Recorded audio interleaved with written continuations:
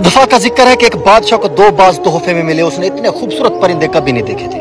बादशाह ने दोनों परिंदे अपने मुलाजिम को दिए कि वो इनकी तरबियत करे। एक दिन मुलाजिम ने बादशाह को बताया कि एक परिंदा ऊंची उड़ान उड़ रहा है और दूसरा जिस दिन से आया है अपनी शाख से नहीं उड़ पा रहा। बादशाह ने ममलकत के तमाम मुआलिजों और जादूगरों को तलब कर लिया, लेकिन कोई उस बाज को ना उड़ा सका। बादशाह ने अपने मुशीरों के सामने यह मसला रखा। घंटे दिन और दिन महीनों में ढल गए, लेकिन बाज ना उड़ सका। बादशाह ने किसी ऐसे शख्स को बुलाने का फैसला किया जो कुदरत से गहरी दिलचस्पी रखता हो। बादशाह ने अपने मुशीरों को हुक्म दिया कि किसी ऐसे शख्स को ढूंढ कर लाओ जो बरसों जंगलात में गुजार चुका हो। अगले दिन बादशाह बाज को महल के बागों में उड़ते हुए देखकर हैरान रह गया। बादशाह ने उस शख्स को तलब किया जिसने बाज को उड़ाया था। उस शख्स को बादशाह के सामने पेश किया गया। बादशाह ने पूछा, तुमने बाज को कैसे उड़ाया? वो मुस्कुराकर बोला, मैंने वो शाख काट दी जिस पर बाज बैठा। आगे बढ़ने के मौके बहुत हैं, लेकिन हम आगे बढ़ने की कोशिश नहीं करते। हम अपनी आसाइशों से कदम बाहर ही नहीं निकालते। नई आजमाइशें और नए तजुर्बे ही जिंदगी में आगे बढ़ने की वजह बनते हैं।